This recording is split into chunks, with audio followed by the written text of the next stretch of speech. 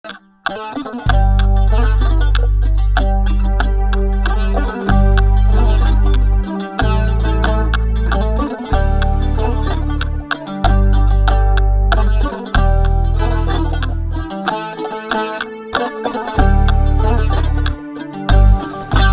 alaikum soninko soninkallemu soninkan kamugano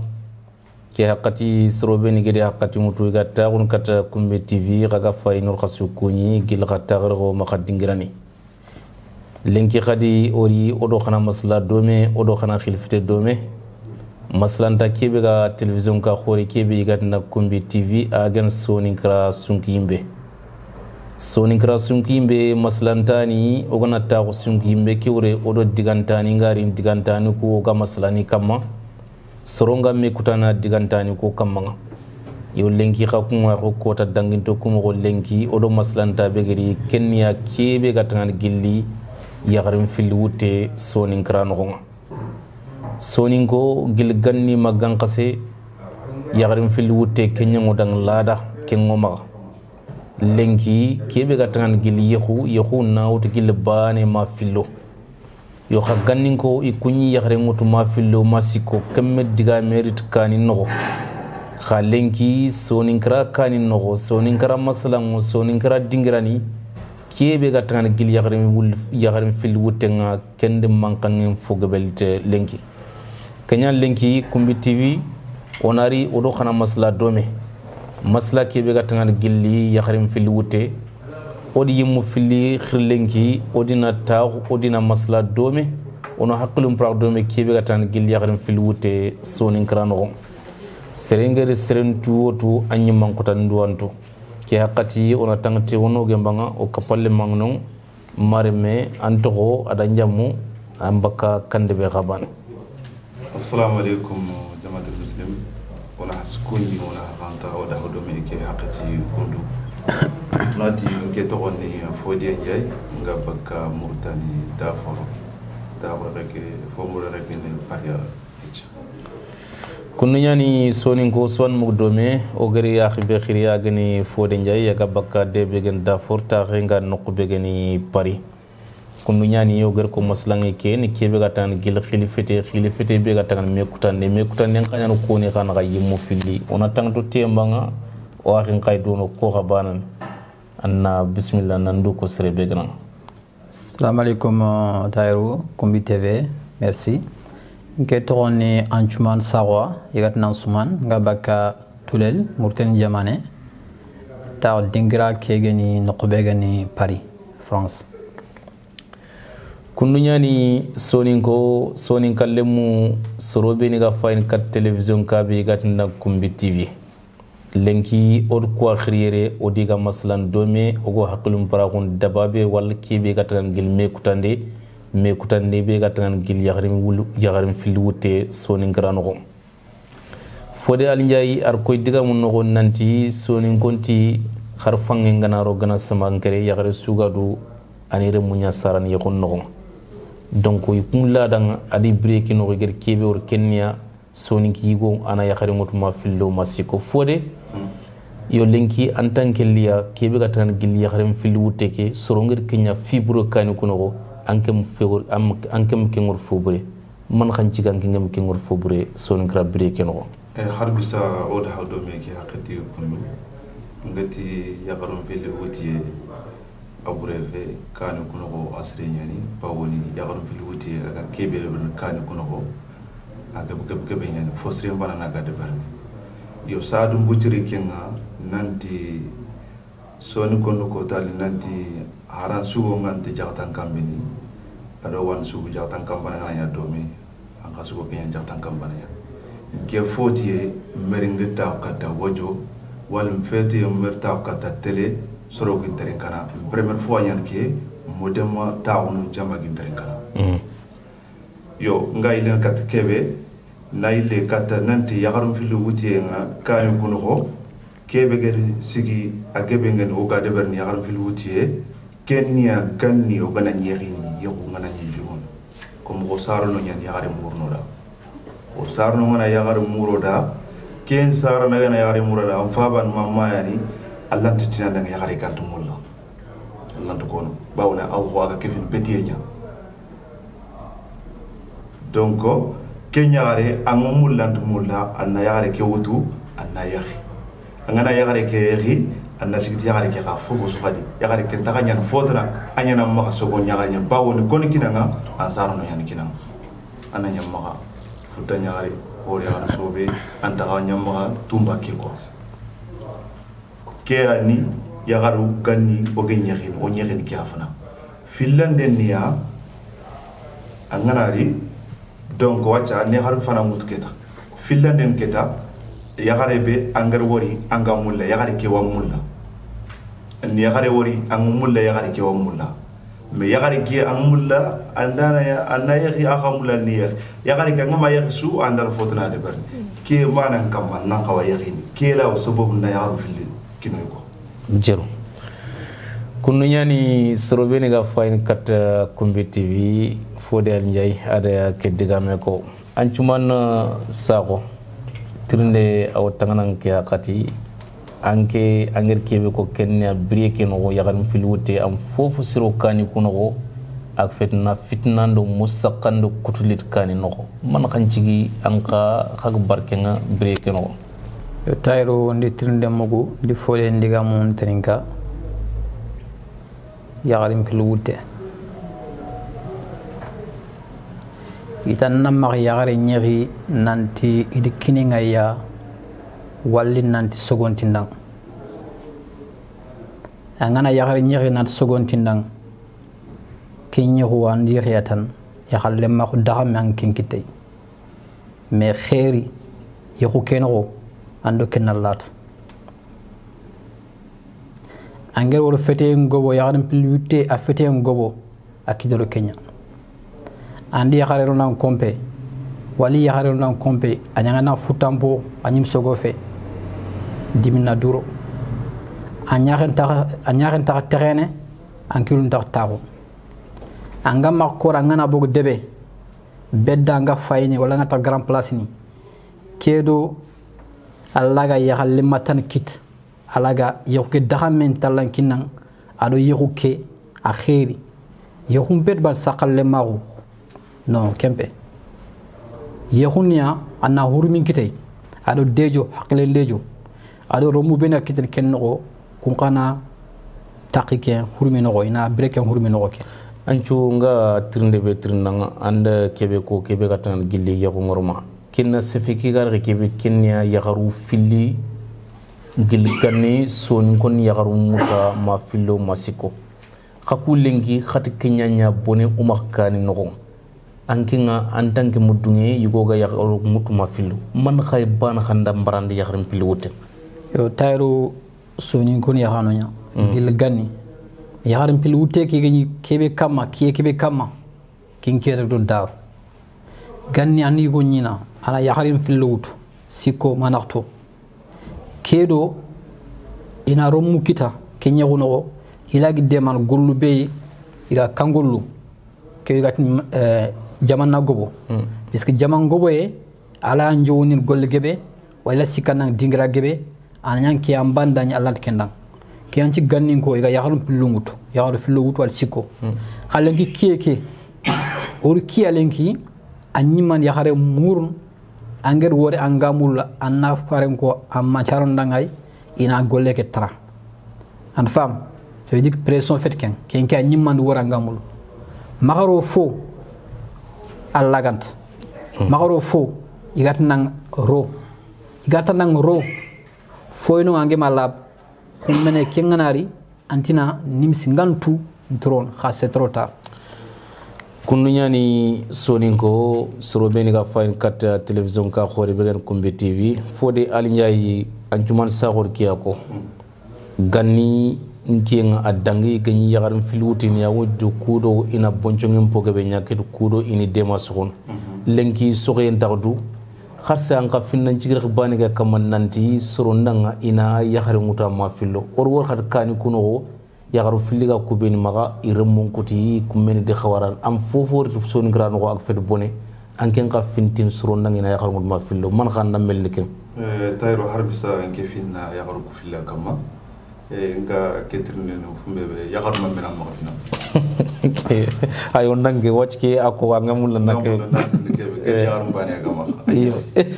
bari no ma ananya ya pourwa o soni ko yakarum fil wuti abref astrenya awo kap aga digame be ko nanta da ngarum ku kom ngana yakare wutu romu ku indinya nanda ngasogo no ona kenga sere ndo basel ken kama nyakhiniya naykh nantalla najidi romu wallahi munafaya iyan munafa ko kharum munta nyanda ngasogo allah ken tunanga me yakya allah ken tunanga romu wakita allah mo romu ko ka kitiga yana ngasogo angam jidiya yo khafode yo kuno ko ben yagaru filige ma od wori lenki yagarum filuke khibari ngar boné bonarti irmu intaganyan dome yagaru kubeni ngin khati ko haqqati su gajange do problem duruna angin ka fintin suru nangono yagarum filu menmo har kelen gebin yagaru filla kama parce que ngete la bawul ma yagaru nagati nga yagaru nagati wutu yagaru filu control control ken control ngaro kinya nga kebe ko na nga tayro yagaru filu wuti e ki romu ko kan yan sogo est ce que yagaru ko kan no mayunya gel yagaru nyagen mayunya gen iwon kan nyani bawna ngana yagaru wutu na kinyidu yagaru kemre nanya oromu kumre nanya kumba kanya ndang sogo koni anya kelan tisik nanda nga yagaru filu wutu ancuman sago kharsawna tirnen tangan nga fode anjay ati sonin krano ke sonin kralantel kana pero isi go suga do na ya garu filawtu anken kati khakunti ken man kanjik fo ko de ancula ga mu kebe sigi ya garum pil wutte khaker bononti tayru fode nandiga mu sonin kra fabre ma ngobo kedo ya garum pil wutte ke anjik sonin kra digame ngobo yugo laganta khenkene yagaram pilude yanchige anna yugo ni putron challo falle anta tangan kaga sakh misidum kora ko do yagaram pilli wal yagaram pilli kanchi bawna lesme anta to gana daga anta to gana ka ganyan mo be donc onan qanta onan chimen nanti khar yugo dago wala manaqto khayyugo mo gon qane anga yaron fillo am mogontu romu ko ben khaga ko nanti sogon tan nang sogon ndanke anga remesar anna qad kemaran iskana mere ngurenya kha kay luken dok kay wurin kat baye kay wurin kat saxe an kinyi wal lesme sut garani anga tarana ya anga jama palle yadi dimin nampay ang yere antallo mo ngam gobe anyaku ngam gos anchu tourne betan ngin tourne anti yo khorum pogo ben sax koron kam maylantel kani no bawoni yegna daga kebe ga dono yitu ga kebe nyin kana sebo ngal kebe yagaru filli kendo me kortino no kumen khibar kharsanki man khan khatal lanjam khak bar yagarum pillu gutte problem ni kon wala yi ter an tuduna problem sire fatan biren problem ke c'est un défi, c'est-à-dire que pour l'homme, il y a deux solutions de quoi. Faut que pour l'homme, il y ait une solution de Katignan. Pas qu'un peu. Angero ko bari ham pulo kebe. On voria and fode ni jam ake njay ganko ko tampi. Aga taw dingra ke bay mul nambo ko xabbo mo xotma. Fete ndagantengan ko wala ga fete nantona fete ko xana ko mo. Ga message dalla di membe ga wure. Ibu khore ki ba sak kora ke kama futron challo falla gantron gatal kambanga aga sakno agana ko anan kebe ga no ngai tayron tawron ya han plan amma wala tinan ta yahin law hakikan kitata aywa fode ati yahu nganya ko khana ko mo dag nangara kam linki khor gibe sugar ya garu filiga ma adi war bawon khagara kebe linki afogbe sunim sengay angen qawtin fintin anken cikang naknya dafande nanti yugundang ina yakar mutuma fillo masiko yo tayru tora kenke ana kenke ngara yagarum bane law kinen torn kanno aw yagarum filan gumenga yaga serebe yagarum fil gamma aga torn kanno tora kenke alla kana jogan kama arona kamya oku nga kebe kono opere sonin ko ori sonin ko tel sonin ko nyano bawoni nagan falliya ntandenga amma walla mpaba agana yagare be muranda Allah titini kenya yagare denga ntai me yagare ki kada ngana yari anyana ndanga sogoya bawoni akefin sarna batenya bawoni Allah gana ay ansar ngana tanna fawz reberi kabande ganta da batenga su annan kawanna de bari kenya yagare nuutu anyandanga sogo anyandanga fawz kenya yagare kipe anke bendo kenya yagare batti donc kenya yagare lanti nyana khadi aga nyana ndanga tumbaki jami alanta donc yagare ke yana ndanga sokoni filla ne ngane kebe ngar katti khadi tandanga ya anna yagare wori anna tandanga nyimbano modu anna yahi ado wacce oga lenk kiyeki yagare agobo yagare ngobo anna yagare mutu ta Allah asrenya parce que Allah yimro kenya ko anna nafkhandi anyonki ada nabure fodenga trinde be trinde nangyer comment ngar ko mo gombe yakharim pana en général andiga mu kuno in kinanga igana kinanga anyanga nanga sego andi yakharim bane yeri ada lem mun jar fofu mu kontang ada kunya yugu mo angan kawant nyan ke man khanan ka wal yakharim pil wuti man ngal yakharim pil wuti bawni yugo nyani nga na yakhare wori na yakhare ke wori ngumu la yumulla yakhare ki khayum mulla obligé nawuta ngama wutu fotana dangino no saru ke fotana bu danginda na nawutu bani aju sawo iti kubeni yagarum bane gima il faut gabe lenki il faut burende berene kanim palle asababu na igbarun yagarum pillande and foden diga mu gager kebe ko wacc an kat man hajjabin ki diga mbi wacca gel ko yagarum gol burde ben wali gol burde ay ana ñi yanki yagarum bane gamma amu antu fillande wutu ka kampalle ngantel gol burde randu yagaru tanni annam bu ci kenn wer man nga def lande wuddu yo taru ke kan kitetana ako man kiten yugo xore angetan yagarim bana yerin gayan kanu nga kin nyagare kama ti Allah antel golle tan de falle bisna jene ngaramuntian dina ngir kebe haram man nan qaru ke bana tan ke khanti Allah and yakhti Allah donc manni angatel gol tan deber déjà na yango kita anna nyago anni bonondi annan toxom bonondi anna nyaqen to bonon an qabila ka ton na bon est-ce que la wajaba khani est-ce que awam ana nyama man Allah anga tang yaharum bani yakhini kinyarum bana mulla anga yana tax fotna wutte est-ce que kian khani ana nyama ana bana man Allah anga na sere wori khani yeki anga na sere wori anga mulla khani kanya ndoro ni ma Allah nriti keso fana ke medura jabu dan jabe tarati en qortiya dag ajjo fodem petente na ngal mu don taxan na jay ga ken kenya en qortiya yo ndik comme yagari an kani do yagar an yagar ke yaga an kompe and kenya mulla am sola ngatali jini falle wo sa haram tan jina ngar ken kaba yo jini go dang not comme khanye ke anna khani Allah na khanye ke jidi khanye ke jida ando gollu nyabate digan xanne aro golle nyangolle andi haren kan afir comme nene ke ban sofu nyando gollu kubate khane ke talan jidin Allah siringal bedda ke anna khanu bawna santiante a framprian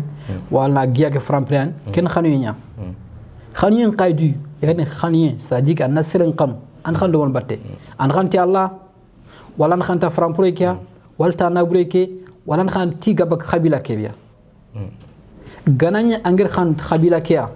khabila ke nyemena khabila kala yi tuhmun kita ina tumagis kay khan tanabure kala tel wala fram pure ke anadak be gananga khanti Allah khani ke toknunya malaga kiti kotabe an fam donc yaharim pil wuteke o faka sun qason panyam sallenga tangan yaharu yugo ko yaharu fillo go mak foden kifin ko nogonya sertan kifin ken nogonya ifaga lesmi anoro iga kun fet fatal mo kebe kero salle ka tagan I me frande kat sahani nga pour na iram qobo salari nga de kembak imul na nafkhaliti na burent kembak imul na fotana lit ant kembak inimsi ilesme keta ya ngantu drone ke qaiti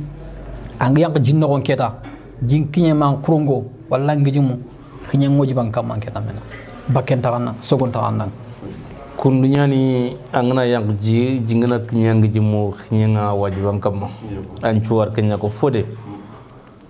nga trinde be trinde nang usun soni konya lenki or soni kara wori aga breke mo gombe kubeni yagaru filliga mo odi wor kan no lenki musaqandi al balawma antinyamene ancun koy digam kuno ngata ganyo gani yaxari ñaxanti kebe ke ngakati antax du lenki yo kharsa ankenti ampini sikki yaxaram fil wutte kama ankat man kha lenki yaxaram fil wutte ar man kha siro soninkra kani kuno xado soninkra breke no parce que yaxaram fil wutte agar kebe suroya ken ken baranya lenya besu wori alhamdulillah anna yaxare wutu yakharu ku filli ina nyanda nga sogo kake no romu kuna nyanda nga sogo kan no khairinya jidanya kake no nyakhale yan khiren dakhon bane ado soro filli ambana ay soro filli am fis bane ki duna daru allah yimtin bana wa allah ke tin bana mu do agar ke to gar fillande ke wona qaw yakharu filli wona qaw ni wut parce que awajibo kama o islamini surtout ku islamini awajibo kama wona yakharu filli wut parce que man ngalan nga wajibo kam ona ya garu fil wutu ya khare ma sha Allah ko angi a jagana nya gida nya khare gana nya ma baraki wacce yugon tay amul li ñax anken tay sumara amul gida nya khare gana nya nge ya garu fil lan ma pourtant ngagana tinda ngut sante palla ngana da ngut awlu ngona da ngon gida nya khare gida awlu ngonda fina donc ken nya khare wutu en khari ngana wut khari ni nawre ñaro ni ano na tawra ganyada na fet bala na fanambi kenya ada kali sakanya dan har nan da kata parce que kenya ni gata nga yagar fi wuti yo so ni ko vraiment adu silama ko awke anju saudi fode nya diga mo so ni ko yimni ko nandi yagar mbane gana nyama agana khaji an khaji agana trendi an trendi kakumbeni yagarum banu wa khama foden ko digam no nante hinnen khama kat yagarunga igobo donc ar misalem pogem bo anchu anka kat man kha digam ko tangi jabin foden ngar ku digam ko ado ku digam beni ga jabin angi dan nyakare ngana nyi gadu yugo gantuma yagarunga igobo kanno khat khakunti yagarum biluti on ken ganyan men mo tayru yagarim bani kana nyam makay ay kana khaji an khaji khanu nyanci anna kar seren qaniyon tun kebe gama gana bon anga suno dabatti nanta bon wal kebe gama su al jogi anga tan jogi qaniyon nya cikke ya garim bane gana nyamay anki ndo janto ya en keso so ni ko ngati ya garim bane gana nyamay anga khaji anga khaji kec yirke ko do hinne nya mirke ko do wal hala nya do ken wal hala nya bawni ya garim bane gana nyamay agana khaji wala wurunga mbana chak donc kenya rigir kenko donc ima ko den anki leftina ndanga donc pour kenna nya ya harim bane gana yamma agana khaji filan ngana ma na tumdo ilif kenya ke digame wacc anki am hin amma am yakhar ko entere banda ni ma entere pay c'est veut dire que soni ko ko no soni ko digame ke ko dir ko do mamba dir ko do nor ko dir ko do yakhari ke nanta wacc afara njab kenyati anang entere nya fay soni gogu iger kenko ken diga medik haqqati nyani kengo haqqati ya ken ngati dangi an fam anke man xanci anke ya xari mbane wal ya xal fil magay nanti ne xal fil wutwa nanti ke gana toy nara wi kitren kara ya akhi anke mi hinne saraxo fet ken garay nga nginne ke xare wandere megen iger khalifa nyanda kentu kin khalifa gam magay ken ngana woti anke simen de fofosu nanti sakalle mo on daxame annam pudin xor kat kitere ñaxare nanda wi no ngay kebet hinne ni kebe kana toy anna taqu dabatti anna sorgu magan celle sahan allah ma gay mi an kanan cembel la ñarande ber ya xaru ngobo yugun ka gobal menen yugun kar gunne mandi kere sa feri wal fotana wal watu wal ger ken duy mi ya xaru ka gobo affaire nga ya xaru fili kella ya xaru ku naqasin la anjidna xumbene man na yugo man neexre saralan kentu ma kempe Allah yakhare nyihin yakhare mbane ke Allah yahin kenna asude barandang mo be gan qawant ma Allah gan nakhati khanema ko tabe kenga an tampie be gan kan fayn domia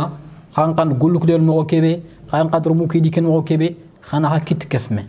mi yakhar pligana may anyim lesmena donc awuni yakhar pligana maga Allah khara lemuku sorgon Allah de sorgon bana anken fampendo naromuku na franchigin ke yugo yakhare fankendo ire membatte ke fankendo membatte ken fabre nga ko ñaaritin lomun naxa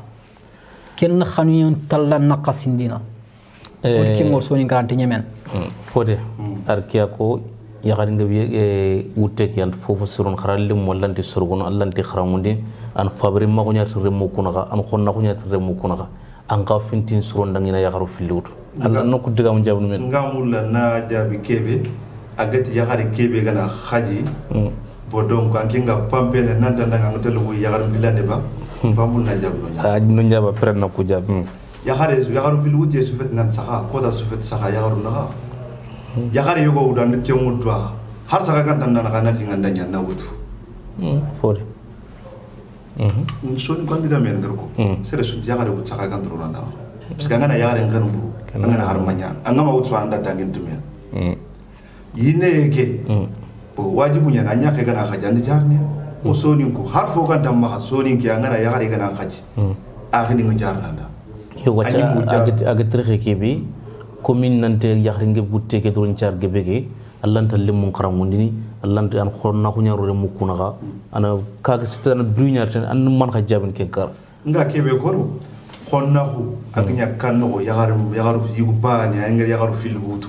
khonna ko nyom kanno o ma yagaru fauna yugo fay yugo nyaere niki yugo hadro ta hanasi haqi yagaru na kata tur landa re hasiga haqi ina katiro mu krosini hakke be di gantaw trena kam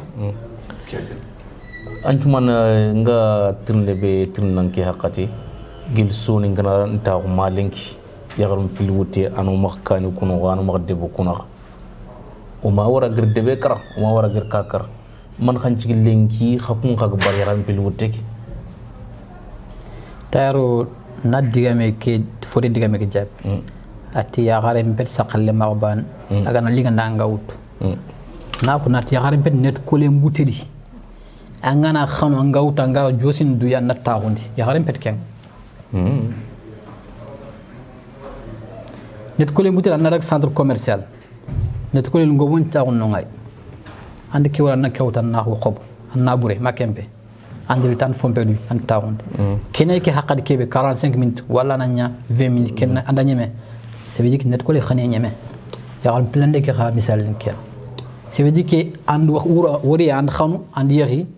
xani naqasi na sem fonkar nanti yarim panake ake fini ganni lambur khasunya kempedi yoko and fam yoko ngin ki nga yarim banake and khanwa khani ke ti Allah ma kalle aga fos de dome ant banen